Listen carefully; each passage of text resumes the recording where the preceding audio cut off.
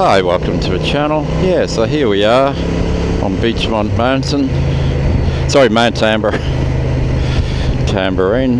Wrong mountain. That's like, it's okay. On the 25 Honda Transalp. I didn't say the 23 Honda Transalp, I said the 25. So I've got that right. Yeah, it's a bit of a changeable day today. We've had rain, we've had sunshine, we've got buffeting winds.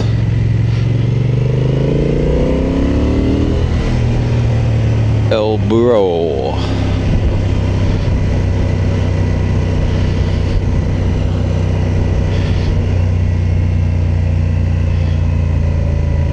They've even got a an Irish pub there. I don't know how Irish it is, but up there. Oh, kid on a push bike going just straight across, didn't look. You need to look, mate. Maybe he did look. Maybe it's a super cool. He had it all sussed out.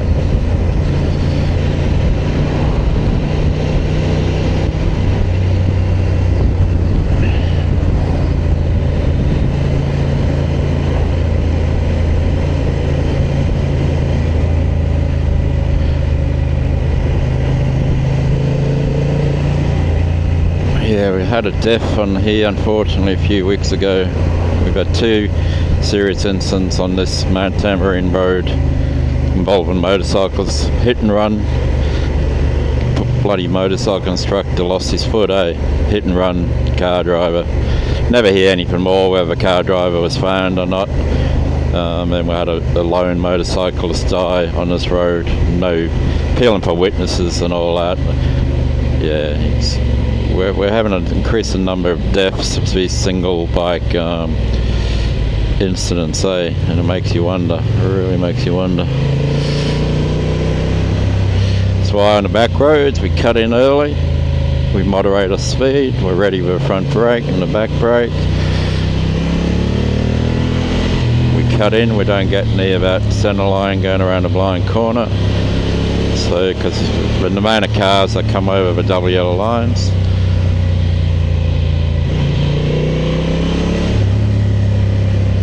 Yeah, nice and early, so we can tuck in as close as gutter wars. New riders, or even riders that aren't used to these back roads, always get comfortable riding near the gutter. Don't be afraid, because there's trees there.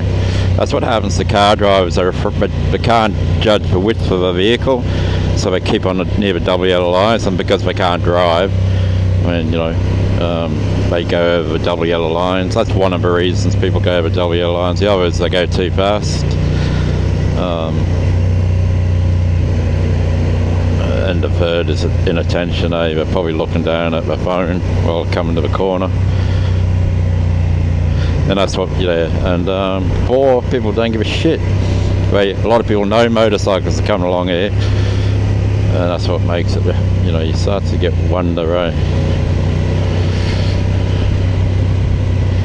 So, just my advice: keep away from the double yellow lines. Keep your line middle to gutter. Get comfortable being on near the gutter, but also make sure that you moderate your speed. But make that apex on the inside instead of a double yellow line. Because if you start to just ride your apex, it's okay when you can see through the corner, I guess. Thing is, you never know how quick a vehicle can be coming the other way. You might be able to see 3-4 seconds ahead and go, well, I'm going to make my, I'm going to put my knee down and have my apex end up, coming out here. What happens if there's a sports bike coming the other way at 130, or a sports car at 130, 140 k's, So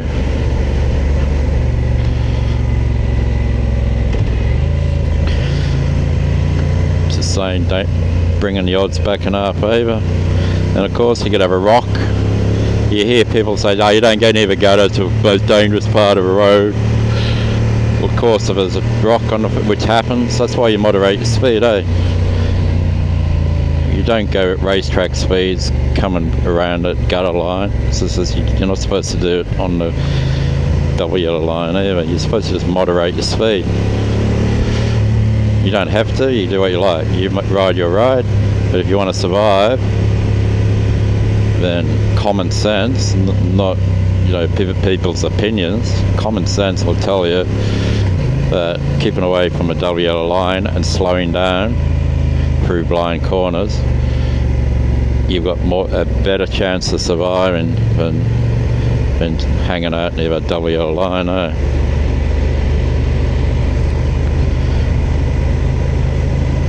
don't think there's any, anything hard in that logic,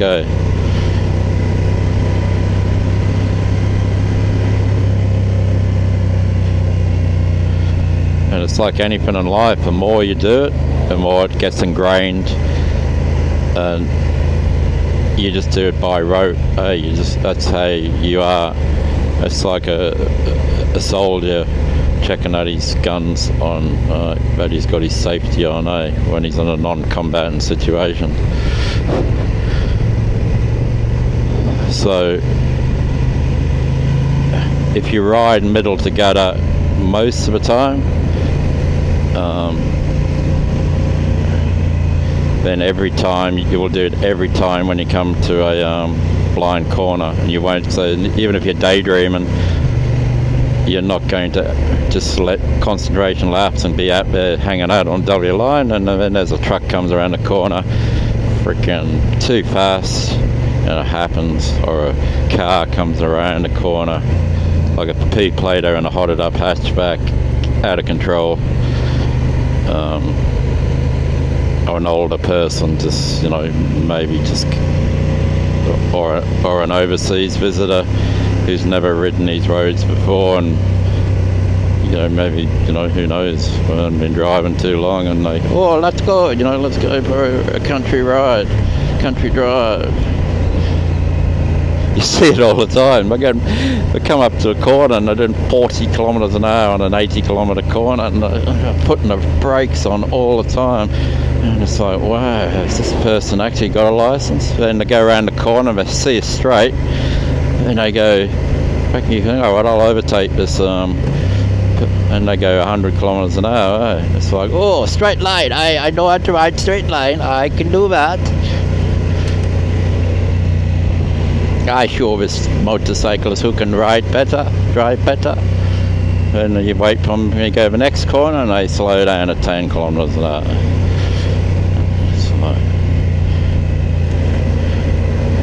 But at least they're keeping within the lines. You'd rather somebody going 20 kilometres an hour through corners and keep it on their side of the road than some of these idiots that cut the corners,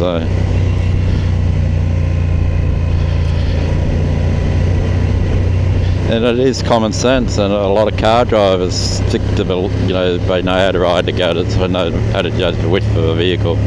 But it just takes a percentage who don't, or somebody having a bad day, somebody speeding, somebody reading, somebody fucking posting on fucking Facebook while they're driving, something like that. Women freaking looking at themselves in the camera, freaking selfie part of a phone, Hey, should I get my hair cut today? And they're going around the fucking double yellow line, fucking way over the road, coming towards it. I didn't see him, officer. I think he was speeding. Yeah, he was going really quick.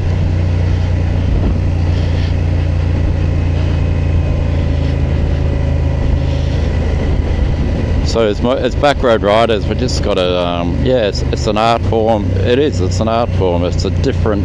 You got off-road riding, you got motocross, you got enduro, you've got track racing, you've got cowboy play races that go up on Mount Nebo and all that.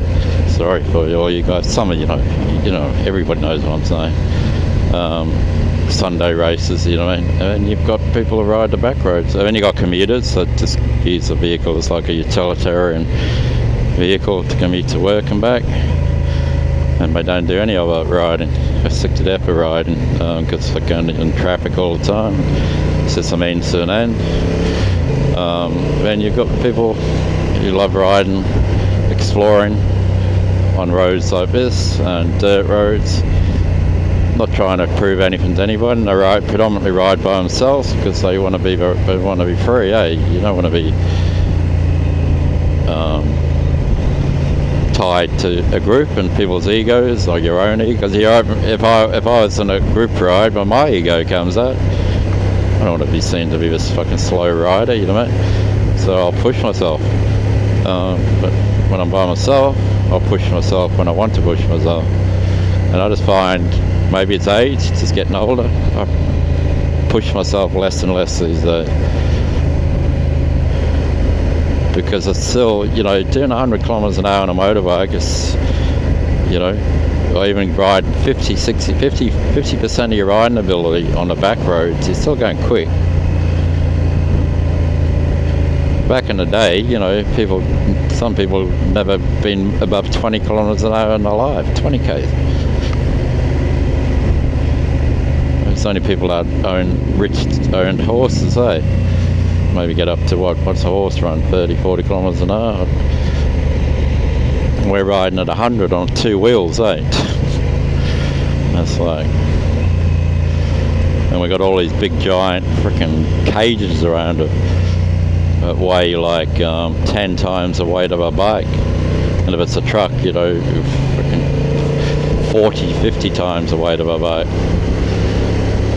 And we've got this little screen, we've got no protection. So we sort of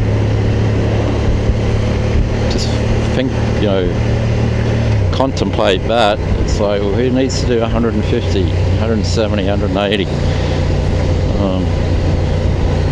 racetracks off of that? We've all, when you're younger, you try and do it first. So you want to do that. I guess people want to see how quick we can go on a motorbike. It's understandable. I mean,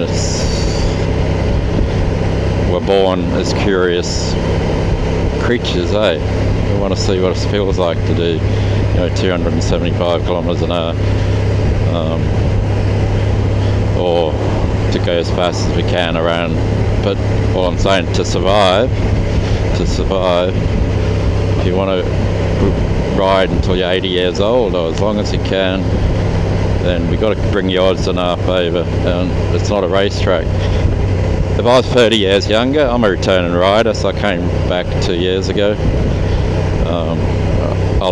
When I was younger, that's all I thought about was motorcycles. It was my escape, my love, my passion, all mixed into one.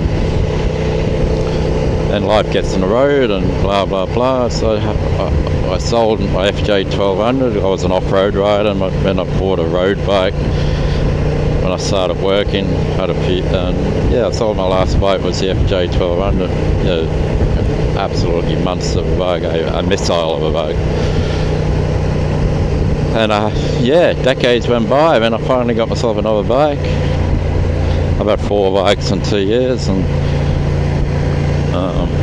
I've sort of, I miss off-road riding, like pop off-road, where you don't have to worry if you drop it, you're by yourself, you can pick it up comfortable. I had a 300 rally as my third bike, and I was forced to sell that due to personal reasons. So I was forced to sell that one, and I was forced to sell my Versus 650 because I couldn't afford to keep 2 bikes. So I've kept the 23 model Transalp, and now I've traded up 23 and on 25. It's very hard to have more than one bike nowadays. I would love to have a 300. Maybe a 450R, a Honda 450. Lower it down a bit. I've only got 28-inch legs, 5'7". It's a bit tall. Just by the fact, tall riders don't understand. They think, you just slide your bed. You can do everything. But the point is, you look at professional enduro off-road ride professionals we're talking about. Have a look on YouTube, and when the going gets tough and tricky, they stall, so that's a bit of momentum gets you through nearly anything. But there's times when you can't have that momentum that you want, It just happens.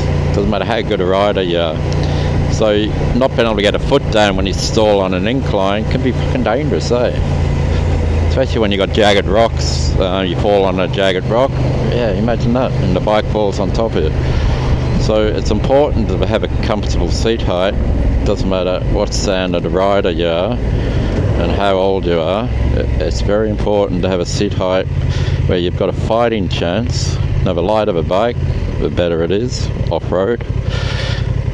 But then it becomes a liability on road. You can have a really light bike, 120 kilo, 110, 120 kilo, great for enduro riding, so forth.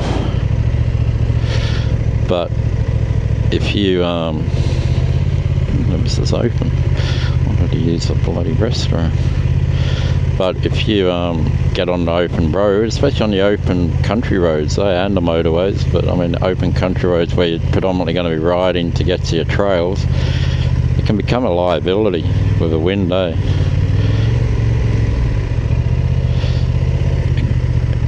It can become like not pleasant. I don't know if this place is open. What time is it? 11 o'clock? Should be.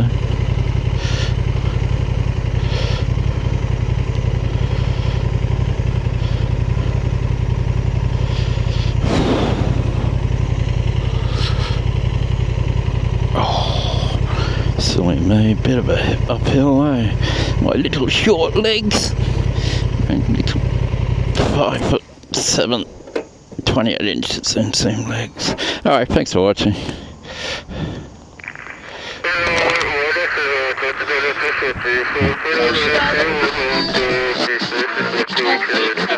Thank you.